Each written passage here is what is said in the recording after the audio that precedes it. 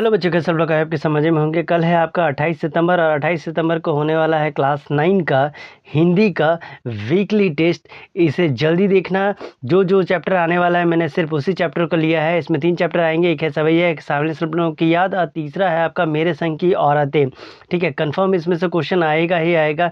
इसके अलावा मैंने सारे सब्जेक्ट का वीडियो ऑलरेडी बना रखा है। अगर आपने अभी तक नहीं देखा है तो एक बार जाकर उसे जरूर चेकआउट करना। मैं लिंक आई बटन और डिस्क्रिप्शन दोनों में दे दूँगा। यहाँ सिर्फ क्वेश्चन पेपर नहीं दिया जाता बल्कि पढ़ाई भी होता है। चैनल पर पहली बार आए हैं तो लाइक से सब्सक्राइब करके बेल आइकन को जरूर प्रेस कर दे ताकि आने वाला हर नई वीडियो को नोटिफिकेशन आपको टाइम टू टाइम मिलता रहे। इसमें शॉर्ट में है, आपको अगर डिटेल में चाहिए तो चैप्टर वाइज ऑलरेडी बना हुआ है, एक बार आप उसको जाकर के जरूर चेकआउट करना। तो चलिए शुरू करते हैं। पहला नंबर क्वेश्चन से यहाँ पर मैं दिया गया है, जहाँ पे आपसे पूछा गया है जाबिर हुसैन जो है बिहार विधान परिषद के सभापति कब बने। ठीक है, आपको आंसर बताना है कि ये जो बिहार विधानसभा के परिषद के सभापति थे ये कब बने। आपके ऑप्शन है 1995, 1988, 1996, 1998। तो सही आंसर हो जाएगा नंबर है 1995। दूसरा नंबर में आपसे पूछा गया है जाबिर हुसैन किस भाषा के अच्छे जानकार थे, हिंदी के, उर्दू का, अंग्रेजी के, इसमें से कोई नहीं। तो ये हो जाएगा सभी के सभी, क्योंकि ये सभी भाषा के जानकार थे। तीसरा नंबर आपसे पूछा गया है प्रस्तुत पाठ में कौन सी विधा की रचना है, यानी जो कहानी मतलब ये जो चैप्टर है ये किस टाइप का है, कहानी है, निबंध है, संस्मरण है या आत्मकथा है। तो 3 का हो जाएगा सी नंबर। ये क्या है, संस्मरण, जिसको आपको व्यक्ति चित्र के नाम से भी आप इसको जानते हैं। चौथा नंबर आपसे पूछा गया सलीम अली की मृत्यु कब हुई थी, 1988, 1977, 1987 या 1978। तो सही आंसर हो जाएगा नंबर सी, 1987 में वह इनकी मृत्यु हुई थी। इसके बाद पाँचवा नंबर आपसे पूछा गया है लेखक के अनुसार लोगों का हुजूम के आगे कौन चल रहे थे, सलीम अली, जाबिर हुसैन, नेताजी या इसमें से कोई नहीं। तो सही आंसर हो जाएगा नंबर ए, सलीम अली चल रहे थे। नंबर 6 में आपसे पूछा गया है पाठ के अनुसार सलीम अली वन पक्षियों की तरह कहाँ विलीन हो रहे थे, मिट्टी में, हवा में, प्रकृति में या इसमें से कोई नहीं। तो 5, 6 का हो जाएगा सी नंबर, वो कहाँ विलीन हो रहे थे, तो प्रकृति में। 7 नंबर आपसे पूछा गया है जिसको देखने के लिए थोड़ा सा छोटा करना पड़ेगा। इसमें आपसे पूछा जा रहा है साइलेंट वैली को रेगिस्तान हवा के झोंकों से बचाने के लिए प्रधानमंत्री को अनुरोध पत्र किसने भेजा था, जाबिर हुसैन ने, सलीम अली ने, तहमीना ने या इसमें से कोई नहीं। तो 7 का हो जाएगा बी नंबर, किसने भेजा था, तो सलीम अली ने भेजा था। 8वां नंबर आपसे पूछा गया है सलीम अली हिमालय और लद्दाख जैसे बर्फीली जमीनों पर जीने वाले पक्षियों की रक्षा की वकालत कौन करता था, सलीम अली, तहमीना, जाबिर हुसैन या इसमें से कोई नहीं। तो सही आंसर हो जाएगा 8 का ए नंबर। इसके बाद हम लोग आते हैं 9 नंबर में। 9 नंबर में आपसे पूछा जा रहा है सलीम अली द्वारा लिखी गई आत्मकथा का क्या नाम है, fall for the sparrow, my journey, पगडंडी या सुनहरी यादें। तो 9 का हो जाएगा ए नंबर। इसके बाद 10 नंबर में आपसे पूछा गया है D.H. लॉरेंस का जीवन काल क्या है। ठीक है, D.H. लॉरेंस का जीवन काल क्या है, 1930 से 1955, 1830 से 1910, 1857 से 1930 या 1885 से 1930। तो सही आंसर हो जाएगा 10 का डी नंबर, 1885 से 1930 तक ये जीवित थे। इसके बाद हम लोग आते हैं 11 नंबर में, जिसमें आपसे पूछा गया है अधरा शब्द का क्या अर्थ है, कमर, गला, हाथ या होठ। तो 11 का हो जाएगा डी नंबर, इसको कहते हैं हम लोग होठ। इसके बाद 12 नंबर में आपसे पूछा गया है पाठ के अनुसार सिद्धि कितने प्रकार के होते हैं, 7, 14, 8, 9। तो 12 का हो जाएगा सी नंबर, 8 प्रकार की सिद्धियां होती है। सिद्धि से रिलेटेड एक और क्वेश्चन है, उसको भी देख लेते हैं। 13 नंबर में आपसे पूछा गया है निधियां कितनी प्रकार की मानी गई है, 8, 11, 9, 15। तो 13 का हो जाएगा आपका बी नंबर। ये कितनी, ये यहाँ पर मैं ये जो सीक्वेंस है ये उल्टा हो गया, इसको अब बी करेंगे, इसको करेंगे सी। तो आपसे निधियां पूछा गया तो निधि हो जाएगा नॉट हो।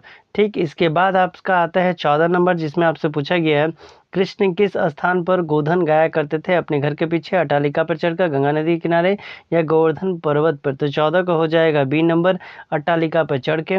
इसके बाद 15 नंबर आपसे पूछा गया है कोटिक ए कलधोत के धाम पंक्ति किस सवैया का है, पहला, दूसरा, तीसरा या चौथा।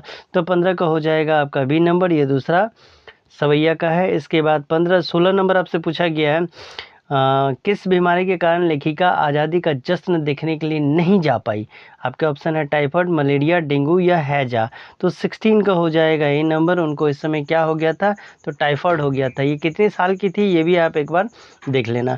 इसके बाद है 17 नंबर, आज़ादी के समय लेखिका की उम्र लगभग कितने वर्ष की थी। देखिए वो क्वेश्चन मिल गया 5, 7, 8, 9। तो 17 का हो जाएगा आपका डी नंबर मात्र 9 साल की थी। इसके बाद 18 नंबर में पूछा गया है, नहीं चाहिए मैं तो रोज़ नहाती हूँ, इत्र भेंट करने पर यह कथन किसने कहा था? मृदुला गर्ग ने, रेणु ने, चित्रा ने या मंजुल भगत ने? तो 18 का हो जाएगा सी नंबर। यहाँ भी देखिए ये उल्टा हो गया है, ठीक है, तो सी नंबर हो जाएगा, रेणु के द्वारा कहा गया था। इसको सीक्वेंस को आप चेंज कर लेंगे।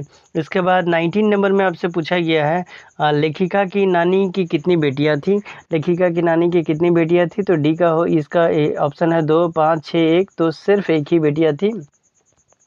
इसके बाद आते हैं 20 नंबर में, जहां आपसे पूछा गया है, किसके समझाने पे एक चोर का हृदय परिवर्तन हो गया? नानी के, माँ के, दादी के या पिताजी के? तो 20 का हो जाएगा बी नंबर, माँ के समझाने पर क्या हुआ? चोर का हृदय परिवर्तन हो गया। ये था एमसीक्यू। एमसीक्यू के बाद कुछ क्वेश्चंस आएंगे आपका ये वाला भी, तो थोड़ा इसको भी हम लोग देख लेते हैं। पहला नंबर 21 नंबर में है आपके पास, लेखिका नाम के नाना विलायत से वापस आने के बाद कैसी ज़िंदगी बसर करने लगे, इसका नानी की ज़िंदगी पर क्या असर पड़ा? तो इसका उत्तर हो जाएगा, लेखिका के नाना विलायत से वापस आने के बाद विलायती रीति रिवाज के संग ज़िंदगी बसर करने लगे। इससे नानी के रहन सहन पर कोई असर ना पड़ा, ना ही उन्होंने किसी की इच्छा, आकांक्षा या पसंद या नापसंद का इजहार पति पर कभी किया था, ठीक है। अगर पढ़ा भी होगा तो उन्होंने इस बात को कभी स्पष्ट नहीं किया।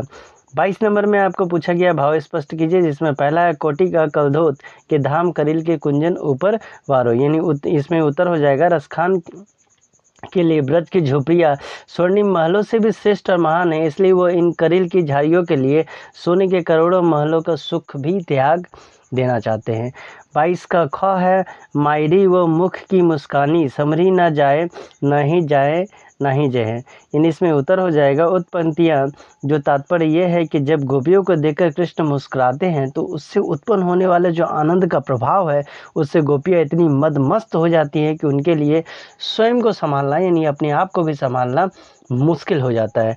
इसके बाद 23 नंबर में आपसे पूछा गया है, किस घटना ने सलीम अली के जीवन की दिशा को बदल दिया और उन्हें पक्षी प्रेमी बना दिया? तो इसका उत्तर हो जाएगा, बचपन में एक बार सलीम अली की एयर गन से एक गौरैया का घायल होकर गिर पड़ी थी। इस घटना ने उन्हें इतना भावुक कर दिया कि वह गौरैयों की देखभाल करने लगे। धीरे धीरे वे अन्य पक्षियों के से भी प्रेम करने लगे और जीवन भर के लिए वे पक्षी प्रेमी बन गए थे। 24 नंबर आपसे पूछा गया है, लॉरेंस की पत्नी फ्रीडा ने ऐसा क्यों कहा होगा कि मेरी छत पर बैठने वाले गौरैया लॉरेंस के बारे में ढेर सारी बातें जानती है? तो इसका उत्तर हो जाएगा, सलीम अली की तरह ही D.H. लॉरेंस भी पक्षी प्रेमी थे। उन्हें छत पर बैठने वाले गौरैया से बहुत लगाव था, इसलिए जब उनकी पत्नी को लॉरेंस के बारे में कुछ लिखने को कहा गया तो उन्होंने कहा, मुझसे ज़्यादा तो मेरे छत की गौरैया उनको जानती है, ठीक है। ये था आपका कल का एग्ज़ाम का क्वेश्चन पेपर, जो इसमें से क्वेश्चंस ज़रूर लड़ेंगे, ठीक है। मिलते हैं अगले वीडियो में, तब तक के लिए bye bye, take care and all the best.